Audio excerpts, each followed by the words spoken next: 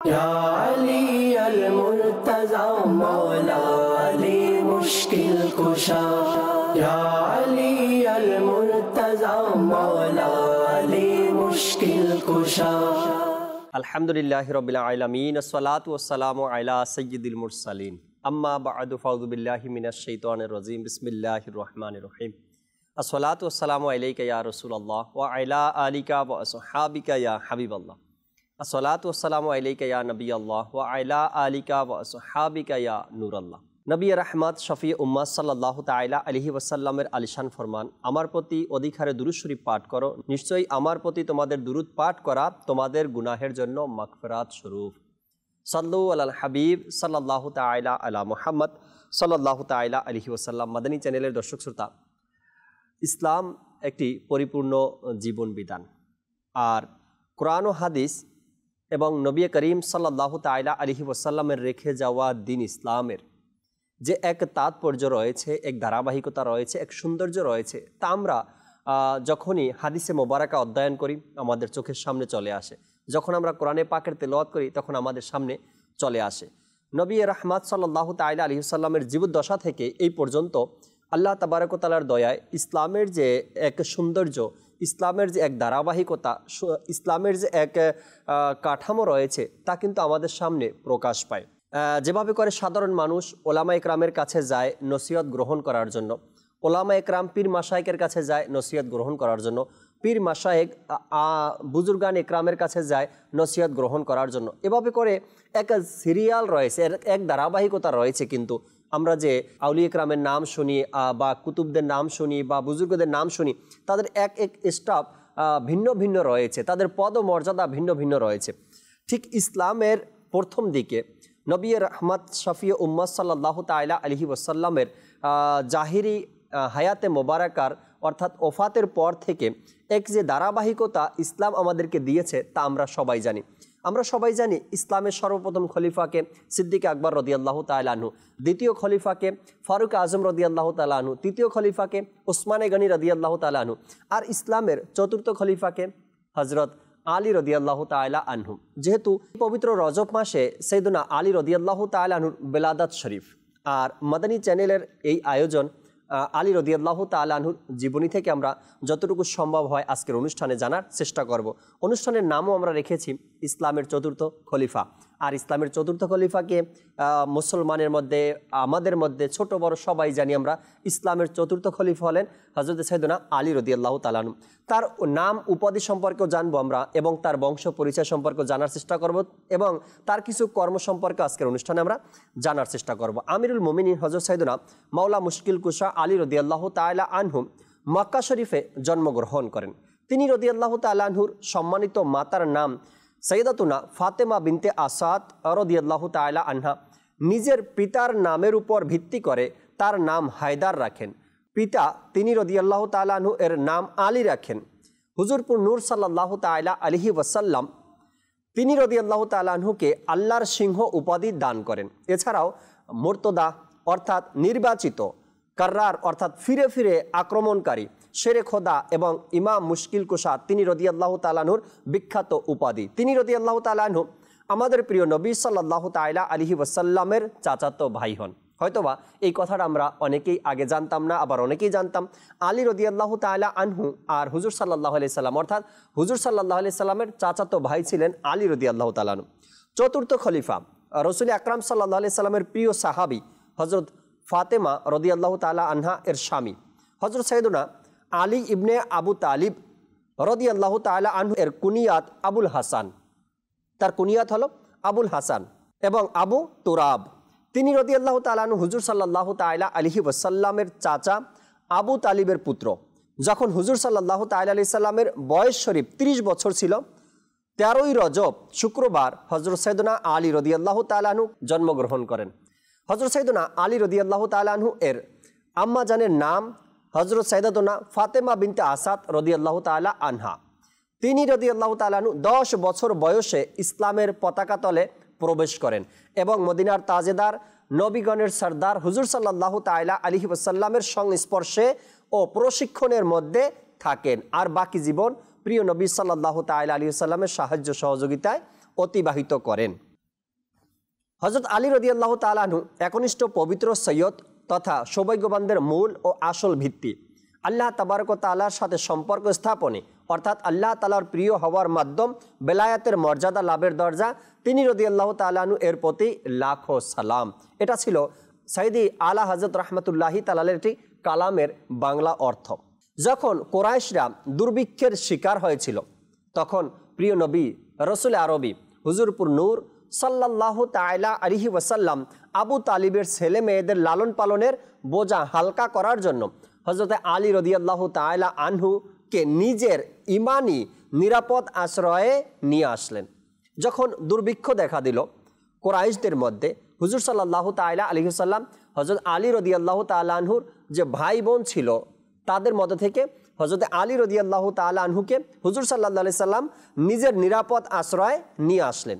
মাওলা আলী রাদিয়াল্লাহু তাআলা আনহু প্রিয় নবী সাল্লাল্লাহু আলাইহি সাল্লামের কোল মোবারকে প্রতিপালিত হয়েছেন, অর্থাৎ হুজুর সাল্লাল্লাহু আলাইহি সাল্লামের মোবারক কোলে লালিত পালিত হয়েছেন এবং বড় হয়েছেন। হুজুর সাল্লাল্লাহু তাআলা আলাইহি সাল্লামের কোল মোবারকে নিজের বুদ্ধির বিকাশ ঘটেছে, হয় না? যখন বাচ্চা হয়, ছোট থাকে, কম বয়সের থাকে, 2 বছর 3 বছর, বারবার জিজ্ঞাসা করে বাবা এটা কি, বাবা ওটা কি, বাবা এটা কি। তো আলী রাদিয়াল্লাহু তাআলা আনহুর বুদ্ধির বিকাশ হুজুর সাল্লাল্লাহু আলাইহি সাল্লামের পবিত্র কোল মোবারকে ঘটেছে। চোখ খুলতেই একটা বাচ্চা যখন চোখ খুলে, ঘুম থেকে উঠে চোখ খুলে বা বোঝার শক্তি আল্লাহ তাআলা যখন তাদেরকে দান করে, আমরা শুনি আলী রাদিয়াল্লাহু তাআলা আনহু অন্যান্য বাচ্চাদের মতো কি না। অন্যান্য বাচ্চারা যখন তাদের কানের আওয়াজ অর্থাৎ তাদের কানে আওয়াজ আসে আর সেই আওয়াজ কি সেটা বোঝার ক্ষমতা আল্লাহ যখন দান করে, হয়তো বা বাচ্চারা বিভিন্ন ধরনের কথা শুনে, গালিগালাজ শুনে, খারাপ কথাগুলো শুনে। আর হযরত আলী রাদিয়াল্লাহু তাআলা কানে আওয়াজ কি আসছে, চোখ খুলে কি দেখেছেন, কোল মোবারক কেমন পেয়েছে, আমরা একটু শ্রবণ করি। চোখ খুলতেই প্রিয় নবী সাল্লাল্লাহু আলাইহি সাল্লামের বিশ্বসজ্জিত সৌন্দর্য চেহারা মোবারক দেখেছেন। প্রিয় নবী সাল্লাল্লাহু আলাইহি সাল্লামের কথা শুনেছেন। যখন কানে আওয়াজ আসতো ছোটবেলায়, আর সেই আওয়াজ বোঝার ক্ষমতা আল্লাহ দিয়েছে বাচ্চাদের। হয়তো বা যেদিন জন্মগ্রহণ করে এদিন থেকেই কানে আওয়াজ আসে, হয়তো বোঝার ক্ষমতা থাকে না। যখন বোঝার ক্ষমতা হয়, কোনো বাচ্চাকে তার বাবা নাম ধরে ডাকে, তো হোক সে 2 বছরের, কিন্তু তাকিয়ে যায়, যে ডাকে আহ্বান করে তার দিকে তাকায়। কিন্তু তো আলী রাদিয়াল্লাহু তাআলা আনহু সর্বপ্রথম যখন কানে আওয়াজ আসলো, নবী করিম সাল্লাল্লাহু আলাইহি সাল্লামের সেই পুত পবিত্র আওয়াজ তার কানে ভেসে আসলো। সুবহানাল্লাহ, সুবহানাল্লাহ। সুন্দর অভ্যাসগুলো নবী করিম সাল্লাল্লাহু আলাইহি সাল্লামের কাছ থেকে শিখেছেন। যখন থেকে তিনি রাদিয়াল্লাহু তাআলা আনহুর বুদ্ধি হয়েছে, অবশ্যই নিঃসন্দেহে আল্লাহ তাআলাকে এক জেনেছেন, এক মেনেছেন। তিনি কখনো আল্লাহ ছাড়া অন্য কারো ইবাদত করেননি। এজন্য সম্মানিত উপাধি কাররামাল্লাহু তাআলা ওয়াজহুল করিম। 10 বছর বয়সে তিনি ইসলামী বৃক্ষের ছায়াতলে আসেন। নবী করিম সাল্লাল্লাহু তাআলা আলাইহি সাল্লামের সবচেয়ে প্রিয় শাহজাদি হযরত সাইয়্যিদাতুনা ফাতেমা রাদিয়াল্লাহু তাআলা আনহা তার বিবাহ বন্ধনে আবদ্ধ হন। বড় শাহজাদা হযরত সাইয়্যিদুনা ইমাম হাসান মুজতবা রাদিয়াল্লাহু তাআলা আনহু এর সাথে সম্পর্ক রেখে তিনি রাদিয়াল্লাহু তাআলা আনহু এর উপনাম আবুল হাসান, ছেলের নামের সাথে সম্পর্ক রেখে তার উপনাম ছিল আবুল হাসান। এবং প্রিয় নবী সাল্লাল্লাহু তাআলা আলাইহি সাল্লাম অনেক সাহাবা একরামকে অনেক কুনিয়াত দিয়েছেন, অনেক কুনিয়াত ডেকেছেন সাহাবা একরামকে। আবু হুরায়রা আমরা জানি প্রিয় নবী সাল্লাল্লাহু আলাইহি সাল্লামের দেওয়া এই কুনিয়াত। আর আলী রাদিয়াল্লাহু তাআলা আনহুকেও আমাদের প্রিয় নবী রসুলে আরবি হুজুরপুর নূর সাল্লাল্লাহু তাআলা আলাইহি ওয়াসাল্লাম কুনিয়াত দিয়েছেন। হযরত আলী রাদিয়াল্লাহু তাআলা আনহুকে হুজুর সাল্লাল্লাহু আলাইহি সাল্লাম আবু তুরাব কুনিয়াত বা উপনাম প্রদান করেন। হযরত আলী রাদিয়াল্লাহু তাআলা আনহু এর এই কুনিয়াত নিজের আসল নাম থেকেও বেশি প্রিয় ছিল। সুবহানাল্লাহ। হযরত সাইয়্যিদুনা সাহাল বিন সাদ রাদিয়াল্লাহু তাআলা আনহু বলেন, হযরত সাইয়্যিদুনা আলী রাদিয়াল্লাহু তাআলা আনহু একদিন ঘর থেকে মসজিদে এসে শুয়ে আরাম করছিলেন। অনেকে আমাদের মাঝে হয় এগুলো, মসজিদমুখী যারা, মসজিদের সাথে যাদের ভালো সম্পর্ক, মসজিদে যেতে যাদের বেশি ভালো লাগে, আমাদের মধ্যে অনেকেই আছে। সাহাল বিন সাদ রাদিয়াল্লাহু তাআলা আনহু বলেন, একদিন হযরত সাইয়্যিদুনা আলী রাদিয়াল্লাহু তাআলা আনহু মসজিদে এসে আরাম করছিলেন। এমন সময় মদিনার তাজেদার, রসুলদের সর্দার হুজুর সাল্লাল্লাহু তাআলা আলাইহি সাল্লাম মা ফাতেমা রাদিয়াল্লাহু তাআলা আনহার ঘরে তাশরিফ আনলেন এবং মা ফাতেমা থেকে মাওলা আলী রাদিয়াল্লাহু তাআলা আনহু কোথায় এই কথা জিজ্ঞাসা করলেন। মা ফাতেমা রাদিয়াল্লাহু তাআলা আনহা জবাব দিলেন মসজিদে। ঘর থেকে আওয়াজ আসলো বা মা ফাতেমা রাদিয়াল্লাহু তাআলা আনহা থেকে জবাব আসলো মসজিদে। তখন প্রিয় নবী সাল্লাল্লাহু তাআলা আলাইহি সাল্লাম তাশরিফ নিয়ে মসজিদে গেলেন আর দেখলেন যে মাওলা আলী রাদিয়াল্লাহু তাআলা আনহুর শরীর থেকে চাদর সরে গেছে। মজার এক কথা, এক মহাব্বত, এক ভালোবাসা, এক আন্তরিকতা সাহাবীদের প্রতি হুজুর সাল্লাল্লাহু আলাইহি সাল্লামের কেমন ভালোবাসা ছিল। আল্লাহু আকবার। যখন হুজুর সাল্লাল্লাহু তাআলা আলাইহি সাল্লাম মসজিদে উপস্থিত হলেন, তাশরিফ নিয়ে মসজিদে গেলেন, তখন গিয়ে দেখলেন আলী রাদিয়াল্লাহু তাআলা আনহু তো মসজিদে শুয়ে আছেন, কিন্তু তার শরীর থেকে চাদর একটু সরে গিয়েছে। চাদর সরে যাওয়ার কারণে তার পিঠে মাটির যে ধুলাময়, মাটির কারণে মাটি লেগে যে ধুলিময় হয়েছে তার চিহ্ন দেখা যায়। রসুল করিম রউফুর রহিম সাল্লাল্লাহু তাআলা আলাইহি সাল্লাম তার পিঠ থেকে মাটি ঝাড়তে লাগলেন। সুবহানাল্লাহ। আজকাল অনেকেই এটা দেখা যায়, নিজের বাচ্চা যখন মাটিতে খেলাধুলা করে, মা হোক বা বাবা হোক সন্তানের শরীর থেকে মাটি ঝাড়তে থাকে, মহব্বত আর ভালোবাসায়, স্নেহ আর আদরের মাধ্যমে সন্তানের শরীর থেকে মাটি ঝাড়তে থাকে। নবী করিম সাল্লাল্লাহু তাআলা আলাইহি সাল্লাম যখন মসজিদে উপস্থিত হলেন, উপস্থিত হয়ে দেখেন যে তার চাচাতো ভাই ছিলেন এক সময়, তার মেয়ের জামাই, তার সাহাবী, চতুর্থ খলিফা আলী রাদিয়াল্লাহু তাআলা আনহু মসজিদে শুয়ে আছেন। আর এ কারণে তার মসজিদের মাটি তার শরীরে লেগে গেছে। হুজুর সাল্লাল্লাহু আলাইহি সাল্লাম মাটি ঝাড়তে লাগলেন এবং দুইবার ইরশাদ করলেন, দাঁড়াও হে আবু তুরাব, দাঁড়াও হে আবু তুরাব।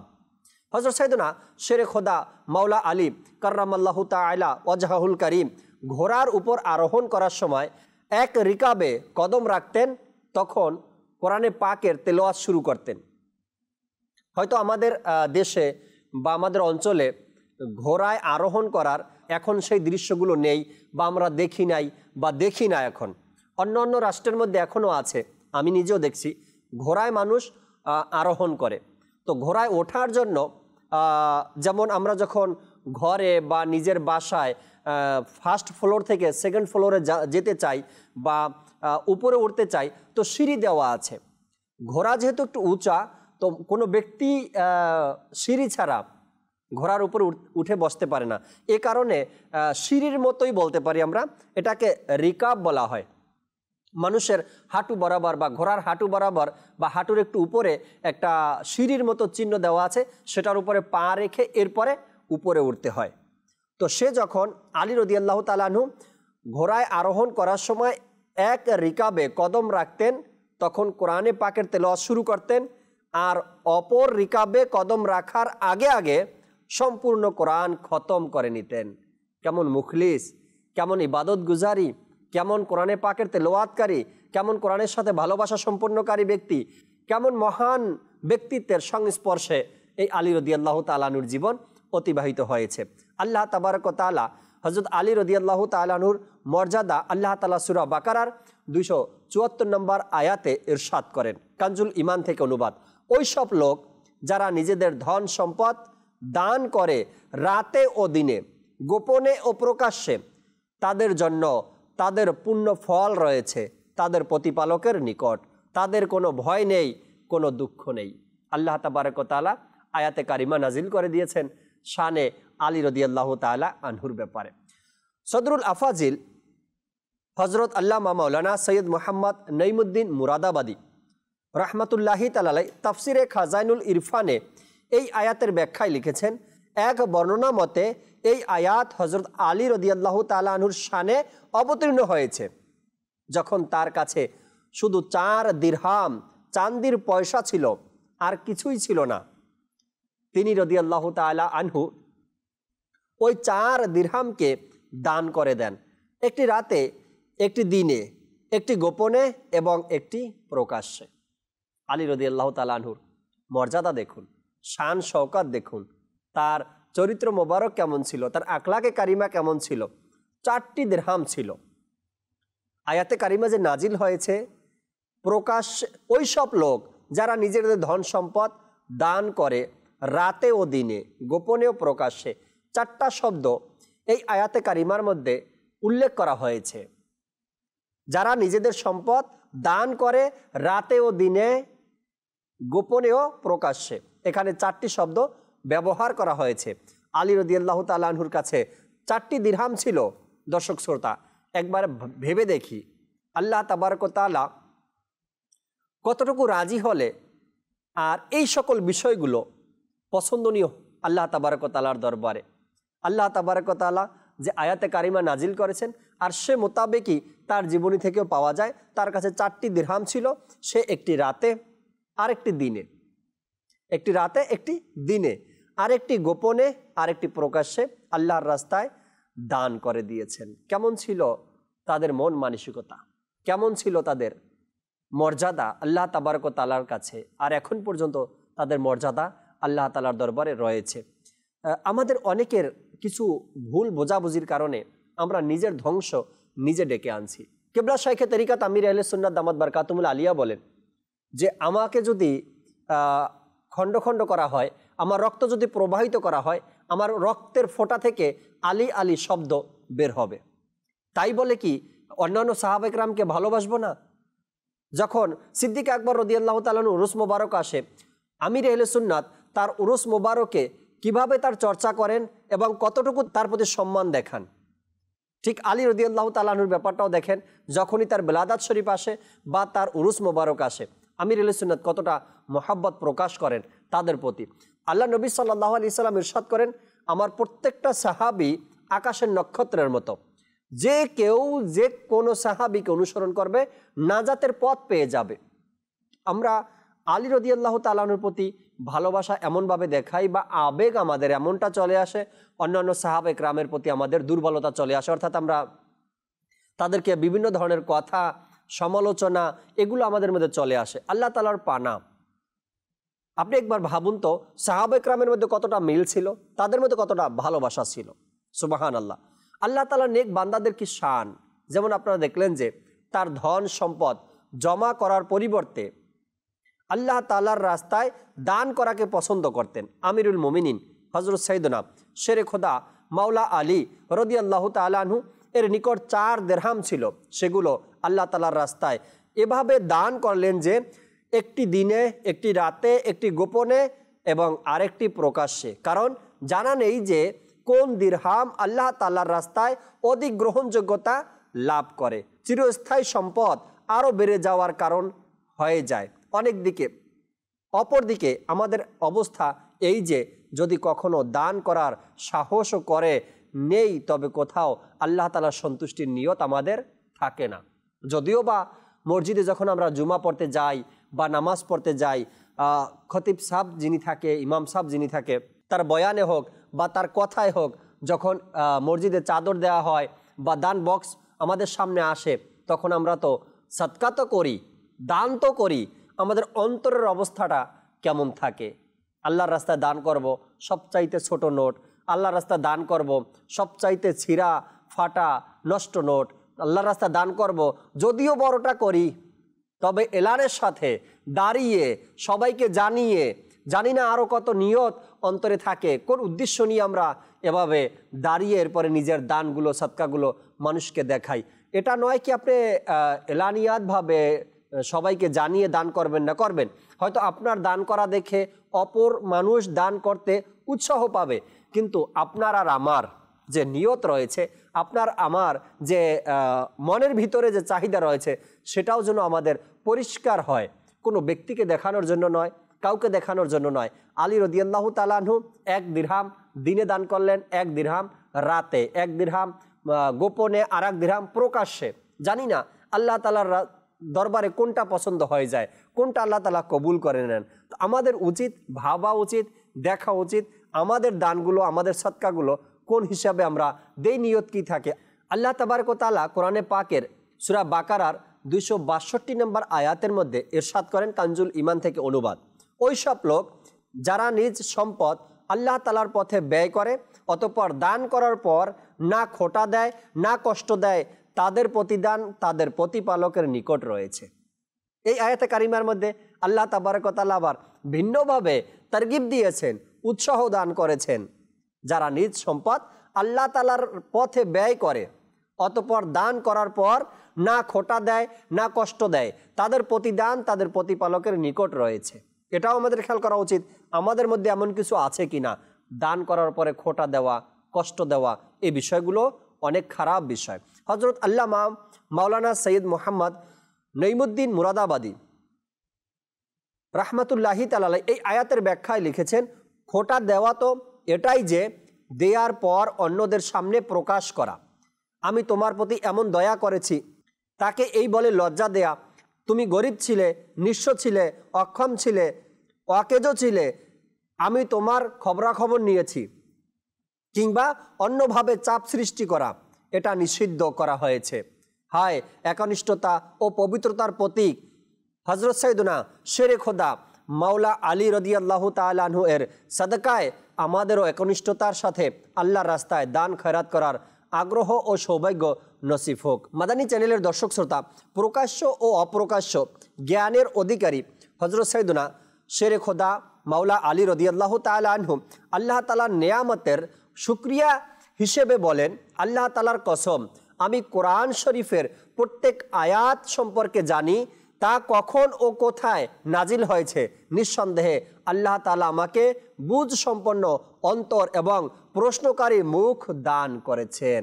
এটা আলী রাদিয়াল্লাহু তাআলা আনহু নিজ ভাষায় প্রকাশ করা, অর্থাৎ নিজ মুখে নিজে প্রকাশ করেছেন। আমিরুল মুমিনিন হযরত সাইয়েদনা শেরে খোদা মাওলা আলী রাদিয়াল্লাহু তাআলা আনহু বলেন, যদি আমি চাই তবে সূরা ফাতিহার তাফসির দ্বারা 70টি উট ভর্তি করে দিতে পারি। আল্লাহু আকবার।